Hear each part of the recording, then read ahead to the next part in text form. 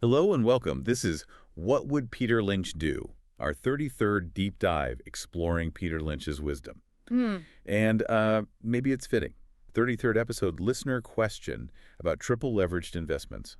Okay, maybe not. That was a bit forced. Sorry. Anyway, the listener's question is really relevant. These days, the stock market is going up, so I feel impatient and look for ways to either recover in one go or make a fortune overnight. So I think a lot of people are investing in triple leveraged investments, such as TQQQ. Can I, as an individual investor, make a fortune with this method? Hmm. That feeling, right? Wanting to catch up, maybe even hit it big fast. It's totally understandable, especially in a rising market. Absolutely. And it leads people straight towards things like TQQQ. Exactly. So today we're really going to unpack these triple leveraged ETFs. What are they? Really, what are the hidden dangers? And importantly, what might someone like Peter Lynch or maybe even John Bogle have thought about them? Right. Our mission is to give you, our listener, the solid information you need before even thinking about jumping into these, well, high-octane investments. High octane is a good word for it. So let's start right at the beginning. Level set for everyone.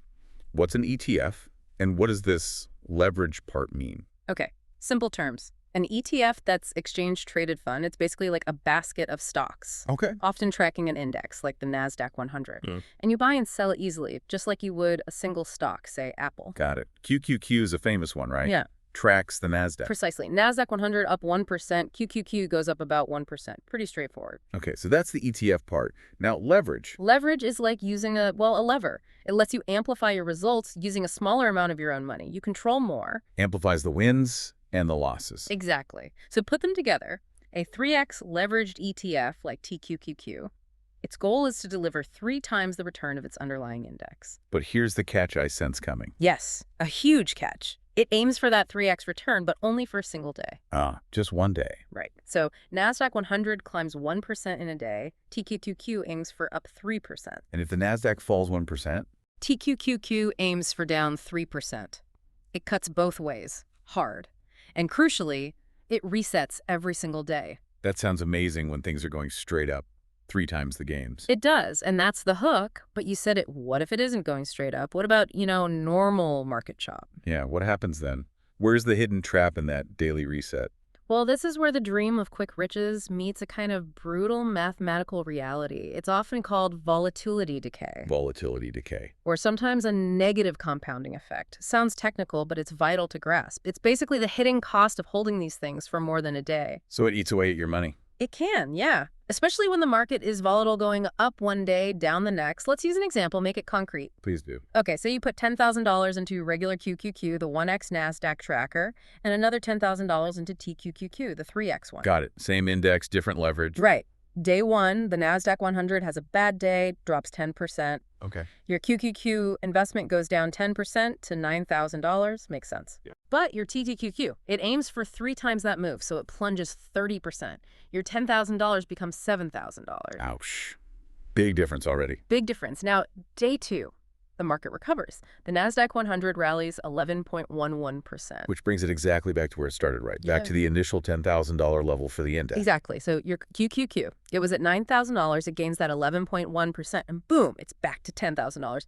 You broke even. Okay, QQQ recovered fully. What about TQQQ? Well, the index went up 11.11%. TQQQ aims for 3 times that, so it should go up 33.33%. Right, so the $7,000 goes up 33.33%. Which brings it to roughly 9,333%. Wait, the NASDAQ index is back to square one. QQQ is back to $10,000. But TQQQ is still down almost $700, like 6.7% down. Precisely. The index went down and came back up to the exact same spot, but the leveraged ETF lost money. It just melted away. Just because of the volatility, the up and down movement. That's it. That's volatility decay. And it's why these are so dangerous in choppy or sideways markets. Your principal gets eroded even if the market ultimately goes nowhere. That is genuinely scary when you see the numbers. So this decay, it's not just bad luck, it's baked into the product. Completely baked in. It's a structural feature. The core engine driving it is something called the daily reset. The daily reset, you mentioned that. Yeah. Essentially, every day, the fund resets its leverage based on that day's closing price. It kind of forgets what happened yesterday in terms of the absolute price level. It forgets. In a way, it focuses only on applying 3x leverage to today's percentage change of the underlying index. This daily calculation, this reset, is what creates the decay. How does the math work there? Why does resetting cause this loss? Think about percentages. If something drops, it needs a bigger percentage gain to get back to where it started. Right, like the $100 stock dropping 10% to $90 Yeah. needs 11.1% to get back to $100. Exactly. That basic asymmetry exists everywhere. Now pour gasoline on it with 3x leverage. Okay. Your $100 TQQQ drops 30% in that first day, down to $70. Right, the example. Now the next day, the underlying index recovers that 11.1%. TQQQ should go up 3 times that, so 33.3%. So $70 times 1.333. Gets you back to $93.30, not the original $100. The index recovered, but the TQQQ value has partially evaporated because the percentage gain needed to recover from the larger leverage loss is much higher than the leveraged gain you actually get when the index recovers. It's like digging a deeper hole requires much more effort to climb out of. Perfect analogy. Or think of it like hikers again. QQQ takes a steady, fairly direct path up the mountain. Okay. TQQQ wants to reach the same peak, but runs frantically side to side in huge zigzags for every step upwards. Covering way more ground, burning way more energy. Exactly. That wasted energy, that inefficient movement, that's your principal getting chewed up by the volatility decay. That's a really clear way to put it. But, I mean, someone might still ask, okay, but doesn't my Apple stock also need a bigger percentage gain to recover if it falls? Yeah. What's the real difference? Why is this decay different? That is probably the single most critical distinction to understand. And the answer is regular stocks or simple 1x ETFs like QQQ are not subject to this volatility decay phenomenon. Okay, why not? It comes down to what their value is linked to. Meaning? A regular stock like Apple or a 1x ETF like QQQ, its value is tied directly to the value of the underlying asset itself. Right. Apple's price is Apple's price. QQQ's price tracks the index price. Precisely. So if Apple goes from $100 down to $90, then back up to $100, your holding is worth $100 again. The value just followed the asset price. No leakage. Makes sense. But TQQQ, the 3x leveraged ETF, Lovely. its value is linked to the daily percentage rate of return of the index. And crucially, it's settled or reset every single day. That daily reset again. It's the core engine. It forgets yesterday's absolute price level and just multiplies today's percentage change by 3. That process is the factory creating volatility decay. Can you give another analogy? Maybe not hikers? Sure. Think of a basketball game score. QQQ is like your team's total score. Okay. If you lose the first quarter by 10 points, but then win the second quarter by 10 points, at halftime, the score difference is 0. You're tied. Simple. TQQQ is like betting 3 times the point difference in each quarter separately. So losing by 10 in the first quarter means a 30-point betting loss. Winning by 10 in the second quarter is a 30-point betting win. But if you started with, say, $100 in your betting pot. Losing 30% leaves you with $70. Right. Then winning 30% on that $70 only brings you back to $91. You're still down, even though the overall point difference across the 2 quarters was 0. Because the bet was reset daily, or quarterly in this case, from a lower base after the loss. Exactly. For regular stocks, volatility is just the price moving around. For leveraged ETFs, volatility itself becomes this destructive force eating away at value because of that daily reset mechanism. Okay, that's stark. So if this decay is just built in, like part of its DNA, how can you possibly defend against it? Is there even a way? You really can't defend against it perfectly because it is its nature. Asking how to avoid volatility decay in TQQQ is sort of like asking, how do I eat spaghetti without getting any sauce on my shirt? Probably not possible for most of us. Right. So it's less about defense and more about either understanding it deeply and using the tool only in very specific, narrow ways, or, frankly, just avoiding it altogether. Okay. So what are those specific ways if someone were to consider using them? Well, strategy 1 relies on time, ultra short-term holding. Like really short? Extremely short. Think days, maybe even hours. Intraday trading. The idea is decay happens over time, so don't give it time. Get in, get out fast. Exactly. Enter only when you have super high confidence the market's going to make a strong move in your direction, like right now, today, or tomorrow. Grab the amplified profit and vanish. Bro. Don't hang around. It's built for trading, not investing. So not a long-term hold at all? Absolutely not. Strategy 2 builds on that. Invest only in a clear trend. Meaning? Volatility decay kills you in choppy sideways markets where prices just bounce around. Up 2%, down 2%, up 1%, down 1%. That's lethal. Because you get hit by the decay constantly. Right. But if the market is in a strong, consistent trend, like a bull market just climbing steadily day after day without big pullbacks, The decay effect is lessened. Because the gains are consistently outweighing the decay effect on those days. Sort of. The positive compounding from the leveraged gains in a strong trend can temporarily overpower the decay. But it's still there, lurking. So it's less bad in a strong trend. Fatal in chop. Okay. Short holding, strong trend. What else? The most important one, really, for risk management. Keep the investment tiny. Small bets. Very small. Since you can't stop the decay, you have to stop it from blowing up your whole portfolio. If you absolutely must use these, it should be a tiny fraction of your assets, maybe 1% to 5% tops. And mentally prepare to lose it. Completely. Treat it like buying a lottery ticket or spending money on, I don't know, a video game. Fun money, speculation money, not serious, long-term wealth-building money. That mindset helps protect your overall financial health and your mental health, too. So the best defense might be, just don't play. Honestly, for most long-term investors, yes, recognize the risks, understand it's not designed for long-term growth, and keep it out of your main portfolio. That's the safest approach. This really begs the question then. If they're so tricky and risky for regular folks, why do they even exist? Who actually asked for these things? That's a perfectly logical question. And the answer is they weren't really created for the average individual long-term investor. They're specialized tools for specific financial tasks. Okay, like what? Well, one big reason is capital efficiency for professionals. Capital efficiency. Yeah. Imagine a hedge fund wants $3 million worth of exposure to the NASDAQ.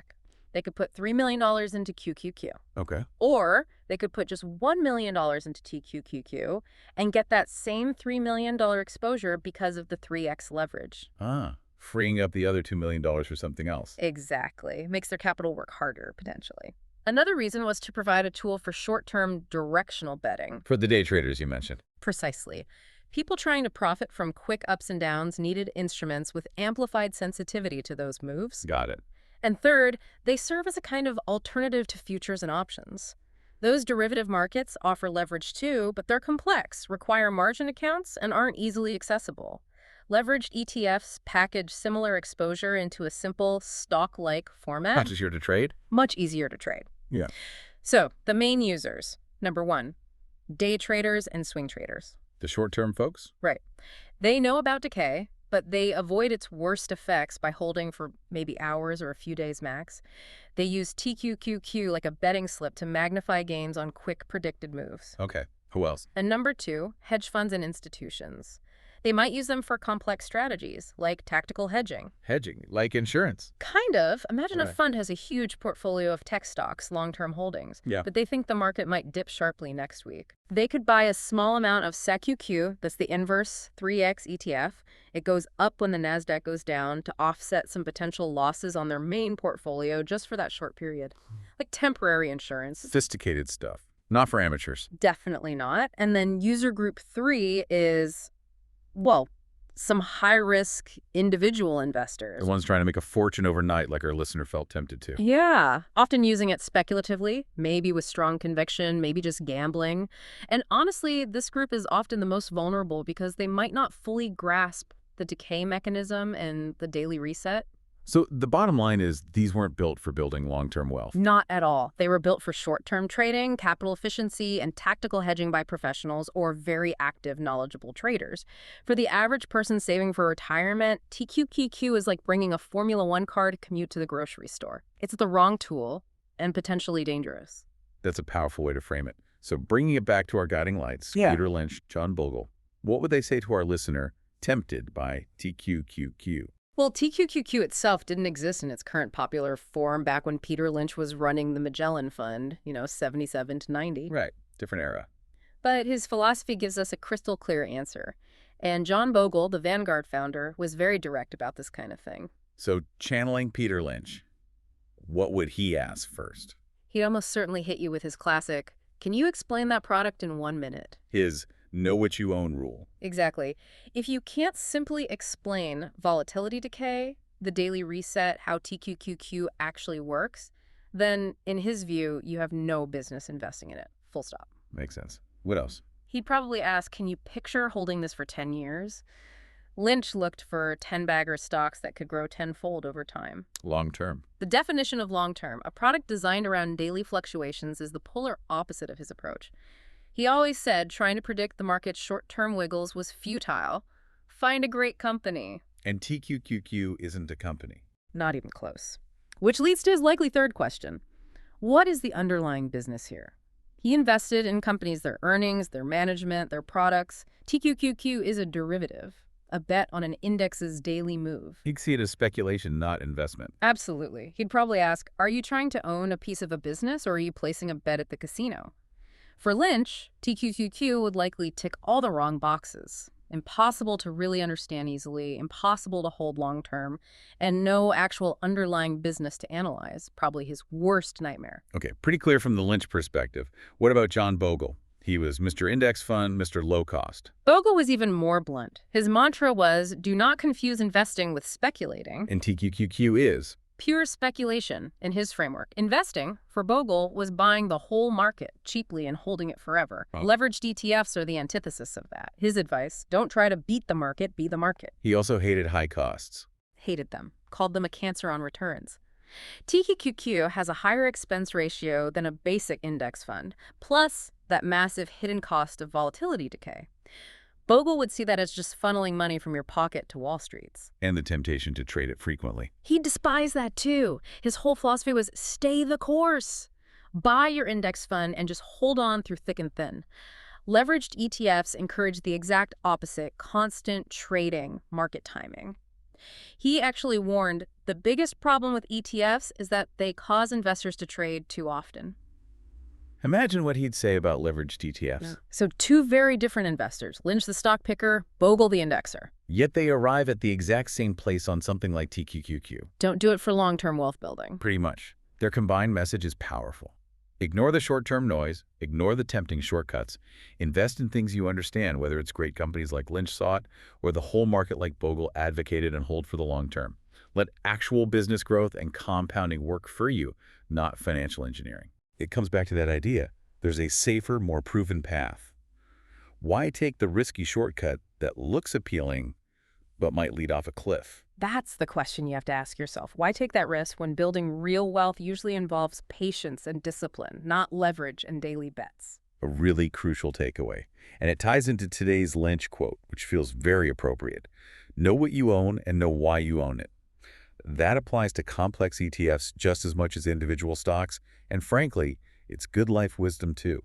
Understand the tools you're using, understand the risks you're taking. Well, that brings us to the end of this deep dive. We really hope this cleared up some of the fog around triple leveraged ETFs. Hope it was helpful. See you next time. This was What Would Peter Lynch Do? Thank you for joining us today. Have a great day.